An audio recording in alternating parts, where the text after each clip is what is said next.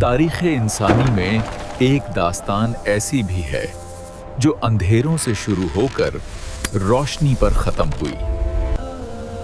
دنیا کے ہر قصے کا ایک ہی انجام ہوتا ہے، یا تو جیت یا پھر ہار۔ لیکن یہ داستان ہے ایک ایسے بچے کی جسے اپنوں نے کنویں کی تہ میں پھینکا، مگر تقدیر نے اسے مصر کے تخت پر بٹھا دیا۔ آئیے دیکھتے ہیں حضرت یوسف علیہ السلام کا وہ سفر جس نے دنیا کو صبر کے معنی سکھائے۔ محبت، حسد، سازش، صبر اور بادشاہت۔ قرآن اسے کہتا ہے احسن القصص، یعنی قصوں میں سب سے بہترین۔ بابا جان، میں نے ایک عجیب خواب دیکھا ہے۔ میں نے دیکھا کہ 11 ستارے اور سورج اور چاند مجھے سجدہ کر رہے ہیں۔ میرے پیارے بیٹے، یہ خواب اپنے بھائیوں کو مت بتانا۔ شیطان انسان کا کھلا دشمن ہے، وہ تم سے حسد کریں گے۔ یوسف اور اس کا بھائی ہمارے باپ کو ہم سے زیادہ پیارے ہیں، حالانکہ ہم ایک مضبوط جتھا ہیں۔ یوسف کو قتل کر دو یا کسی دور دیس میں پھینک آؤ تاکہ باپ کی توجہ صرف ہم پر ہو جائے۔ ابا جان، آپ یوسف کے بارے میں ہم پر اعتبار کیوں نہیں کرتے؟ کل اسے ہمارے ساتھ بھیجیں، وہ کھائے پیے اور کھیلے، ہم اس کی حفاظت کریں گے۔ مجھے ڈر ہے کہ تم غافل ہو جاؤ اور اسے بھیڑیا کھا جائے۔ فکر نہ کریں ابا جان، ہم اس کی حفاظت کریں گے۔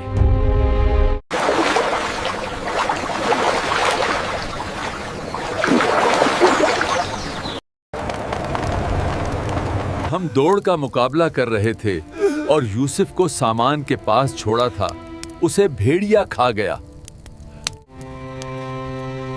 بلکہ تمہارے نفس نے تمہارے لیے ایک بات بنا لی ہے، بس اب صبر ہی بہتر ہے گا۔ اے میرے رب، تو ہر غریب کا ساتھی اور ہر اکیلے کا مددگار ہے۔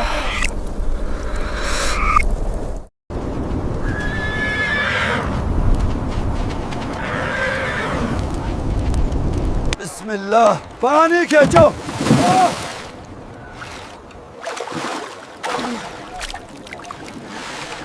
یا بشریہ، ھذا غلام، خوشخبری ہو، یہ تو ایک لڑکا ہے۔ اسے چھپا لو، یہ ہمارا تجارتی مال ہے، یہ ہمارا بھاگا ہوا غلام ہے، تم اسے ہم سے خرید لو۔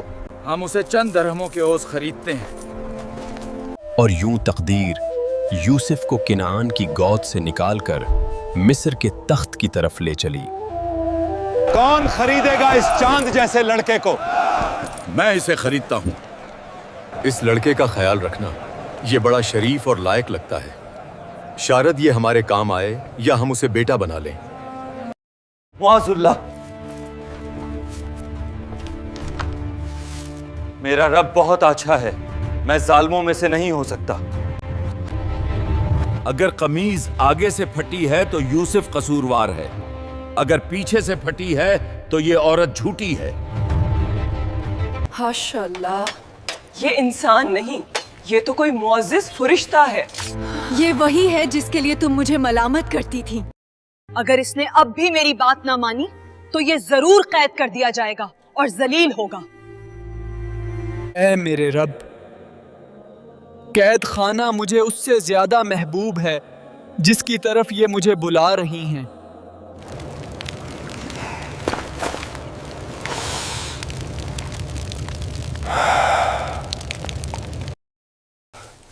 اے نوجوان، ہم تمہیں نیک لوگوں میں سے دیکھتے ہیں، ہمیں ہمارے خوابوں کی تعبیر بتاؤ۔ میں نے آج رات ایک عجیب خواب دیکھا ہے۔ میں نے خواب میں دیکھا کہ میں انگوروں کا رس نچوڑ رہا ہوں، اس کی کیا تعبیر ہے؟ اور میں نے دیکھا کہ میرے سر پر روٹیوں کی ایک ٹوکری ہے اور پرندے اس میں سے نوچ نوچ کر کھا رہے ہیں، ہمیں اس کی حقیقت بتاؤ۔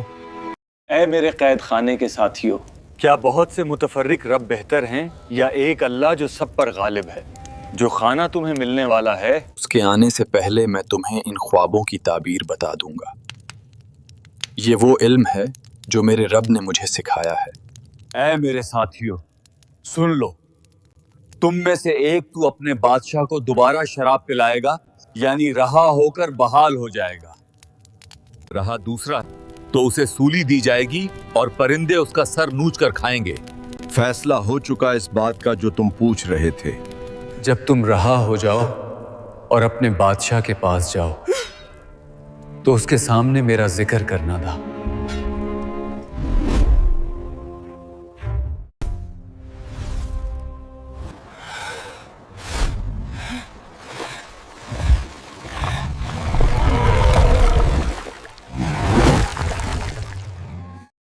दरबारियों, मैंने 7 मोटी गायें और 7 दबली गायें देखी हैं। ऐ दरबारियों, मुझे इसकी ताबीर बताओ अगर तुम इल्म रखते हो। मैं आपको इसकी ताबीर बताने वाले शख्स का पता देता हूं। मुझे कैद खाने जाने दीजिए। यूसुफ, ऐ सच्चे इंसान, हमें इस ख्वाब की ताबीर बताओ।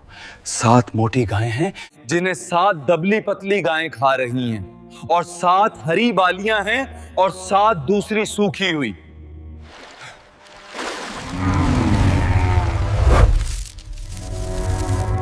मुझे इसकी ताबीर बताओ। तुम लोग लगातार 7 साल तक खूब खेती बाड़ी करोगे।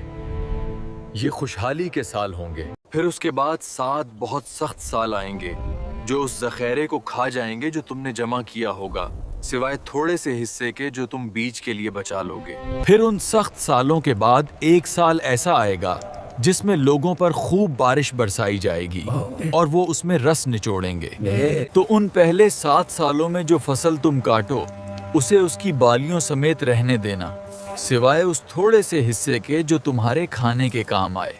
ऐ यूसुफ, बादशाह ने आपको बुलाया है। अपने रब बादशाह के पास वापस जाओ और उससे पूछो कि इन औरतों का क्या मामला है जिन्होंने अपने हाथ काट लिए थे। अब हक जाहिर हो गया। मैंने ही उसे फसलाया था। वो सच्चों में से है। इसे मेरे पास लाओ, मैं उसे अपने लिए खास करूंगा। और यूं अल्लाह ने यूसुफ को जमीन में इख्तिदार बख्शा। मुझे जमीन के खजानों पर मुकर्रर कर दीजिए। मैं हिफाजत करने वाला और इल्म वाला हूं।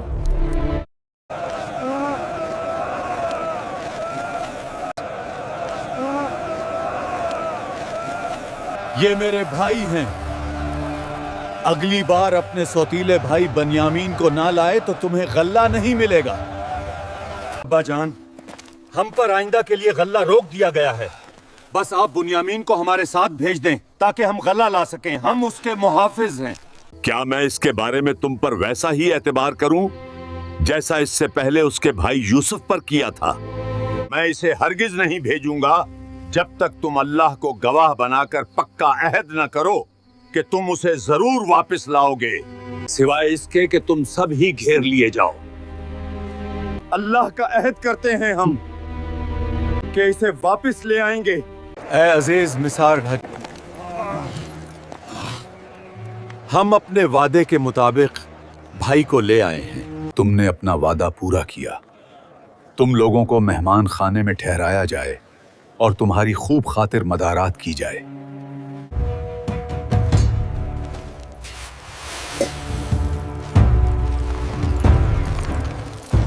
ए काफले वालों, रुको। तुम लोग तो चोर हो। तुम्हारी क्या चीज गुम हो गई है? हमें बादशाह का पैमाना नहीं मिल रहा। अल्लाह की कसम, तुम जानते हो कि हम जमीन में फिसाद करने नहीं आए और ना ही हम चोर हैं।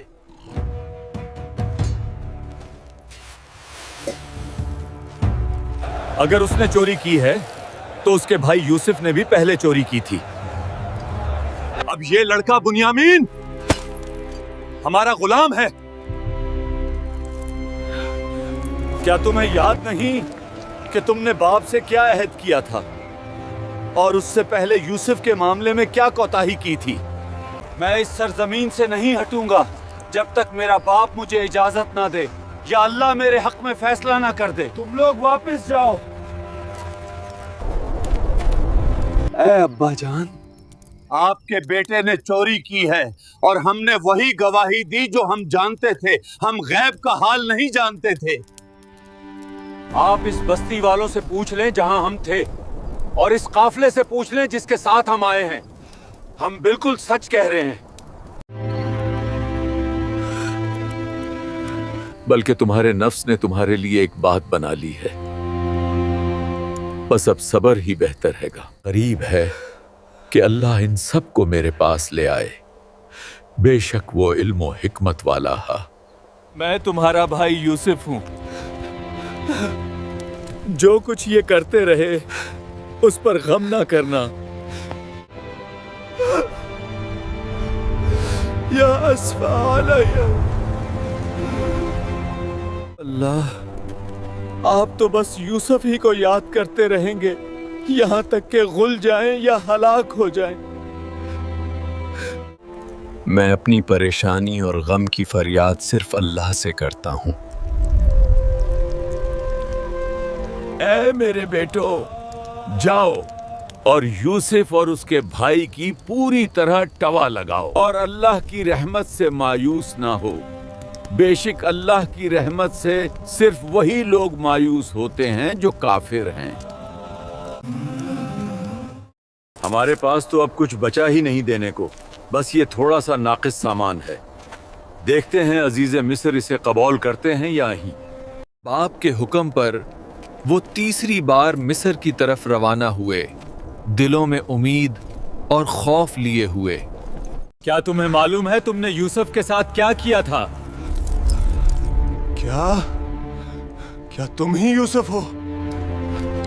मैं यूसुफ हूं और ये मेरा भाई है। अल्लाह ने हम पर एहसान किया। आज तुम पर कोई मलामत नहीं। अल्लाह तुम्हें माफ करे।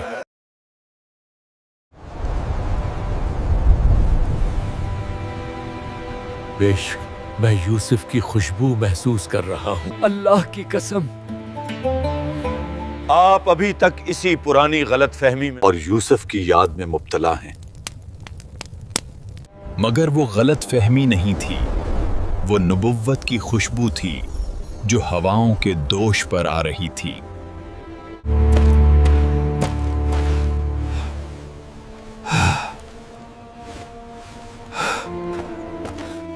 क्या मैं तुम्हें नहीं कहता था कि मैं अल्लाह की तरफ से वो जानता हूं जो तुम नहीं जानते? चलो मिस्र चलते हैं।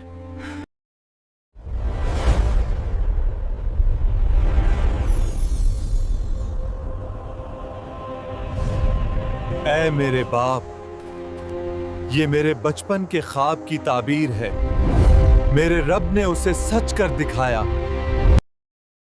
अल्लाह ने कुरान में इसे अहसनुल क़िसस यानी क़िस्सों में सबसे बेहतरीन कहा है। जानते हैं क्यों? क्योंकि इसमें इंसानी जिंदगी का हर रिंग मौजूद है। मोहब्बत, हसद, धोखा, जुदाई, साजिश, सब्र और बादशाहत। ये वाहिद किस्सा है जो बिखरने से शुरू होता है और समटने पर ख़त्म होता है। हमने सीखा कि हकीकी कामयाबी हुस्न व जमाल या दौलत में नहीं, बल्कि किरदार की पाकीज़गी में है। यूसुफ ने अल्लाह के खौफ से गुनाह छोड़ा तो अल्लाह ने बदले में उन्हें पूरी सल्तनत कदमों में दे दी। ने सीखा कि सब्र जमील किया है। इंसान तदबीर करता है, भाई कुएं में फेंकते हैं, लेकिन अल्लाह की तदबीर सब पर गालिब आती है। और सबसे बड़ा सबक माफ कर देना है। ताकत रखने के बावजूद अपने सतमगर भाइयों को माफ कर देना ही बाती है, लेकिन अल्लाह की तदबीर सब पर गालिब आती है। जिसे अल्लाह बचाना चाहे उसे कुआं, कैद खाना और गुलामी कुछ नुकसान नहीं पहुंचा सकते। बेशक अल्लाह अपने काम को पूरा करके रहता है, लेकिन अक्सर लोग जानते नहीं।